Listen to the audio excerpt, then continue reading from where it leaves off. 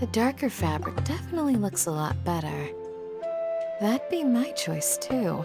We're back, Candace! We've got a lot to tell you. Ah, welcome back. Sounds like everyone's friends already. Oh, Dia's here too! You bet. So, everything goes smoothly? Reasonably. Alhaitham didn't go with you? We haven't seen him at all. Huh.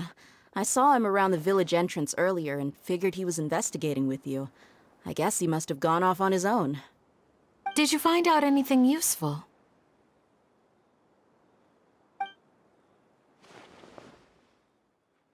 I see. So someone used a kind of incense to lead the exiled scholars away from the village.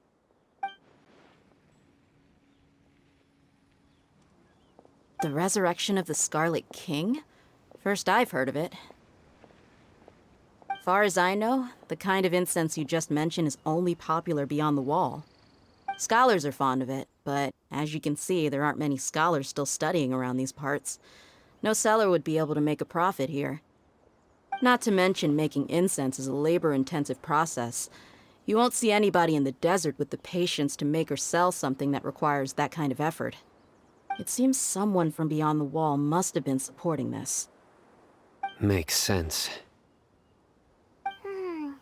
So what should we do then? Do we go back to the academia and search for leads there? If it was any other day, that would be your next logical step. But today, you've got me on your team, so you get an extra tip. Didn't you say that the villager got his news from the tavern? Well, I also like to drink at the tavern, so I know a thing or two about these radicals he mentioned. If Paimon remembers correctly, the leader of the radicals is some guy called Delavar. Ah, yeah. Delavar, the scar-riddled bandit, Enger, the wide-eyed butcher, and Jabari, the duck-tailed bearded crook. The whole lot of them are known around these parts.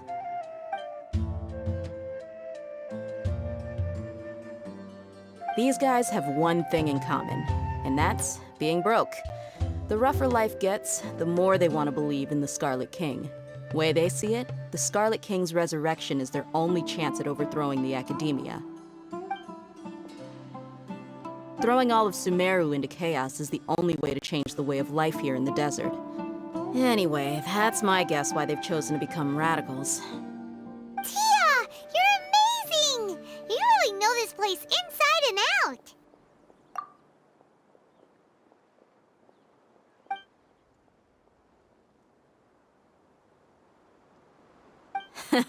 No merc can afford to slack off on gathering intelligence. Every mora I've spent in the tavern has been a valuable investment. Let's head out. Now hold on, you're staying right here, Sino. Why? Aru Village is not a big place. Outsiders stand out here like a sore thumb. I'd bet word about you has already gotten out. The desert is unforgiving, so the way of life here is also a lot tougher than on the outside of the wall. You survive on making connections out here. Compared to you, mercs like me are just third-rate amateurs. I've got no actual fighting skills to speak of. But that also makes it a whole lot easier for me to gain the locals' trust.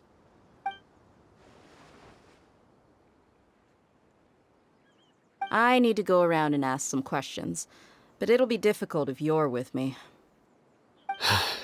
Fine. Good. Then we've got a plan. The Traveler and Paimon will go to Caravan Rebat with me, and we'll try our best to figure out where the mad scholars have been taken. Sino, you'll have to stay in the village and continue investigating on your own. All right, sounds like a plan.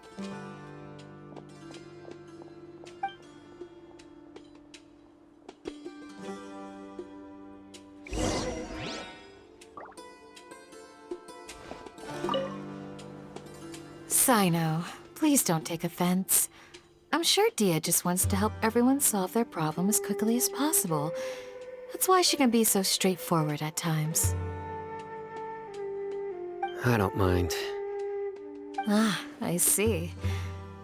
Well, From the way you were staring out into the distance, I thought you might have been mulling over Dia's words. No, I'm used to being treated that way. It's natural to fear strength. I take no objection to it.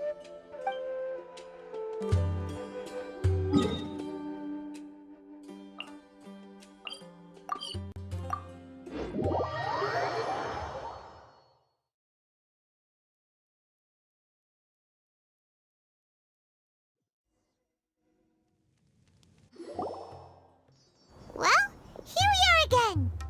Sounds like you're starting to get familiar with the area.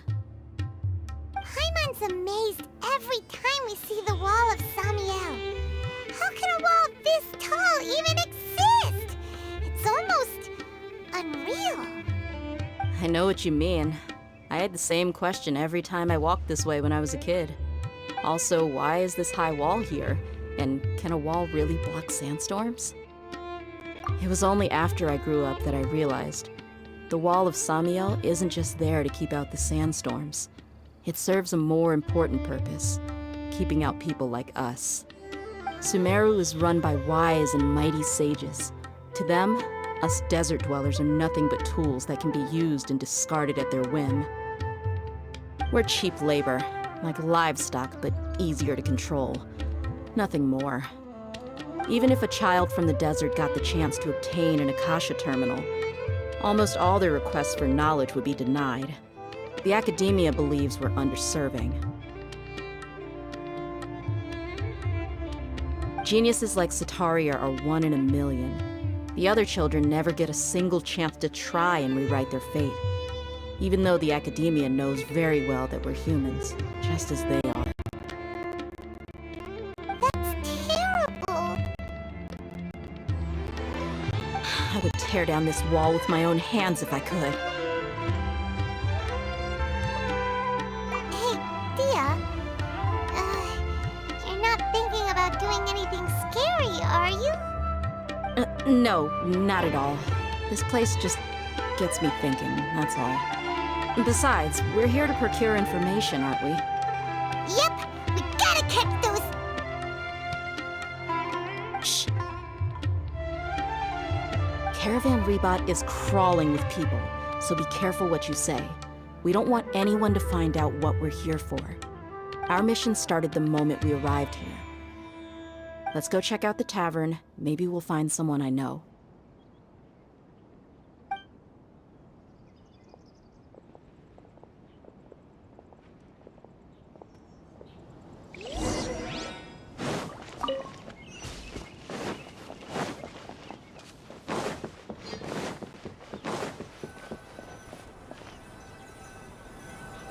Just our luck.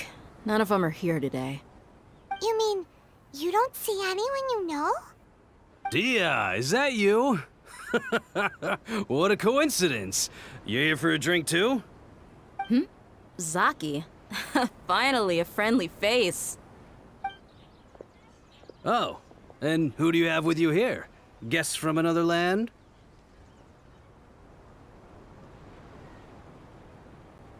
Hello, hello. I'm Zaki. Dia's, how would you put it? Drinking buddy? We've had drinks together a few times. You could say we go back a ways. Anyway, as far as my friends here, they aren't too shabby, are they? You rarely see any Outlanders so friendly and respectful nowadays. Absolutely. Much better than those people on the other side of the wall. So, Dia, are you looking for someone? Yeah. Have you seen Edgar, Delavar, or Jabari recently? Of course I have. Matter of fact, we were all here drinking together just a few days ago. I've got a spice trading deal from another nation. I thought maybe Delavar and his friends might be interested. Know where I could find him? Ah, how thoughtful of you. Then I assume you also know that Delavar's been having a hard time making ends meet these days, so you came here to help him out? Hey, keep it down. Let's just say I prefer to keep this deal a secret. Y'all at Caravan Rebot are like family. If there's more to be made, why not do it together? Besides, Delavar and his friends have muscle. They'd be a good fit for escorting the goods. Yes, how considerate of you. Delavar's my friend too, so of course I can take you to him. Come with me.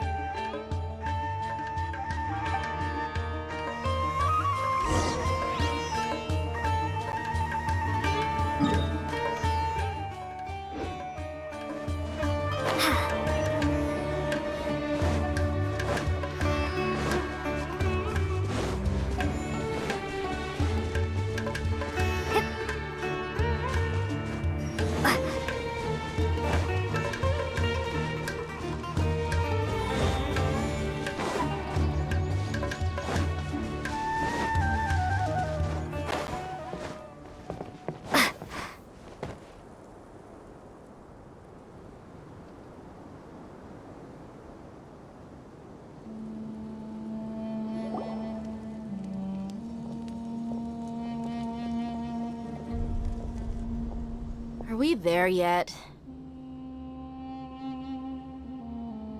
Yep, this is the place. This place is practically deserted. What are they doing in a place like this?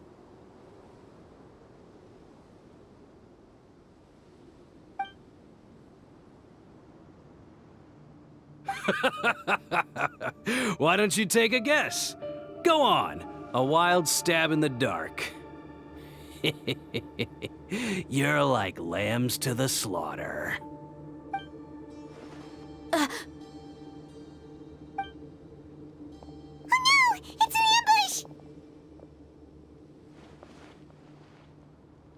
ambush! What's this all about, Zaki? Come on, Dia. You really think we didn't hear about what you said back in Aru Village?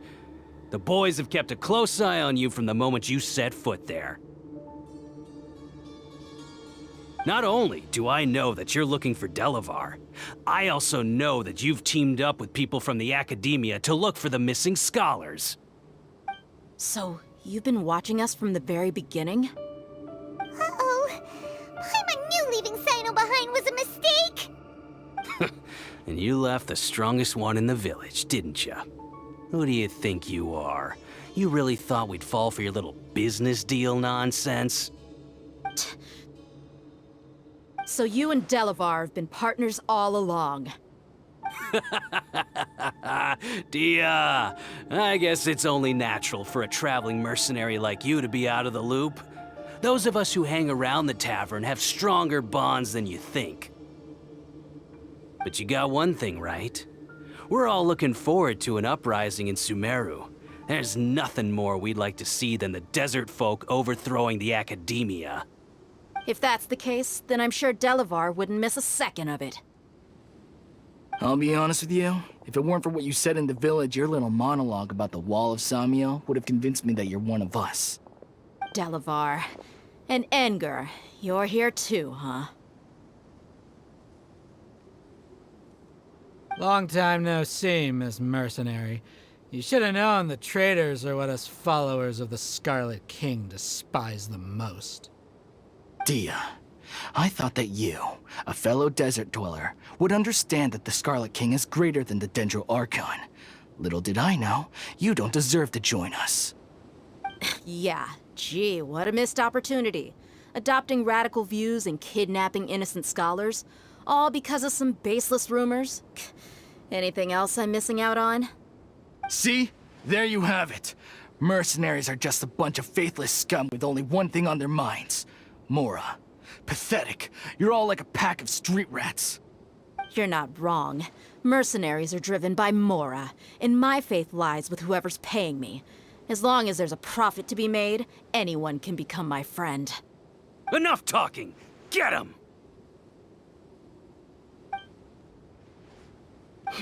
Just as I expected. Let's teach him a lesson, traveler.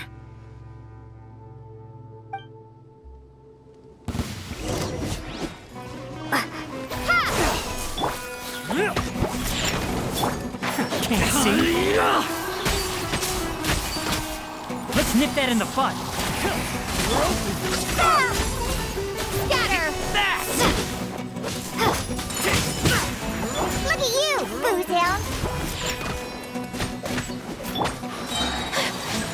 Embrace the ice! one with the force.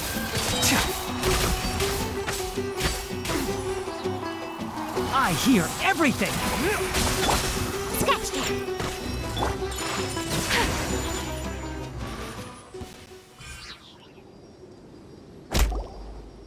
Impossible! How could you? So, what do you think about your meticulous network now, Zaki? How did you say it? It's only natural for a traveling mercenary like me to be out of the loop. I'm guessing your informant told you that I'm just an incompetent merc with no real fighting skills, correct? I mean, that is what I said after all. And of course you would believe everything he reported. The only thing you know about me is that I'm a mercenary, but you've never seen me in action. Even though you heard we went to handle monsters together, you believed that Candace was the only one doing all the real fighting. That so-called Flame Mane is just a fraud. She admitted it herself. She just uses her connections to gain the trust of others. That's what you thought, right? Ugh. You lied in the village because you figured that we'd have people watching you. And you were stupid enough to fall for it. I figured as much the first time we drank together. You all thought you were so smart. Pathetic. Okay, that should be all of them. Whoa! So you've been planning this since we were in Aru Village? No task can be done without preparation. I just happened to notice a couple suspicious-looking people while you were out investigating. Oh, but instead of catching them right away, you let them report back. Those two who were snooping around were just a couple small fries. If we want to get the real catch, we have to be patient and give it some time. Oh, you mean the funny name she mentioned back in Uncle Ampu's house? The wide-eyed butcher, scar-riddled bandit, Paimon can't remember them all. That's just a bunch of drunk talk. Edgar and Delavar like to talk themselves up when they're drinking. Edgar, the wide-eyed butcher, and Delavar, the scar-riddled bandit, are the nicknames they came up with for themselves. Alcohol has a way of making people share what they really think. So Edgar and Delavar are always rambling in the tavern about how the Scarlet King is a superior deity. What about Zaki? He's just a numbskull who fell right into our trap. Zaki was probably the best hidden of them all. My initial plan was to find Delavar first, and then try to track him down. That's what you wanted to ask when we were at Uncle Anpu's house, right? Jabari is one of the villagers you talked to. You know, the one who wanted to treat Isak and his grandpa to some food. Wait, so he's a radical too? No, he isn't. I just needed to tack on a random villager name to make the eavesdropper think that I was making some wild guesses based on my impressions. Wow, what a genius idea! Well, that's an expert mercenary for ya. Ah, you're too kind. It was straight from the usual playbook, if I'm honest. So, that thing you were saying before, is it really true? About what? About how mercenaries only care about Mora, and that anyone's a friend as long as there's a profit. Does that bother you? What makes you so sure? Dia, do you dislike the Dendro Archon like the other desert folk? You two are pretty sharp. No, I don't have anything against the Dendro Archon. I've heard a lot of nice things about the Lesser Lord from Dunyarzad. I can understand her devotion and gratitude.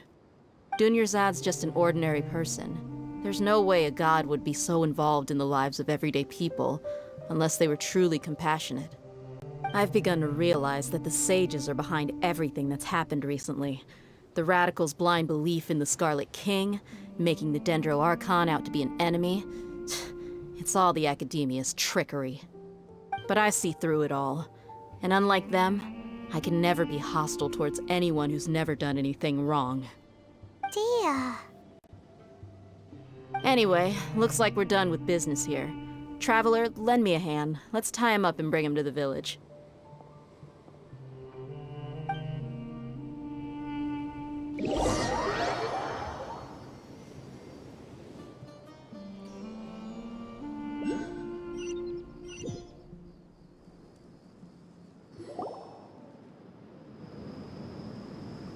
This should be all of them. I'll let you take it from here. All right. I'll be in touch. Until then, please stand by. Candace, do you need any help? Candace will be okay on her own. I trust her, so you can too. She's been guarding Aru Village for quite some time now. If anyone is qualified to question the offenders, it's her. While I'm questioning them, why don't you pass some time by exploring the area? I'll meet you back here tomorrow morning, Traveler. As for these idiots, let's just hope they live to see another day.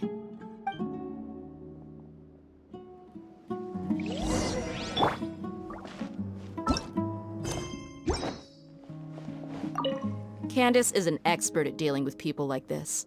All we have to do is wait for her word.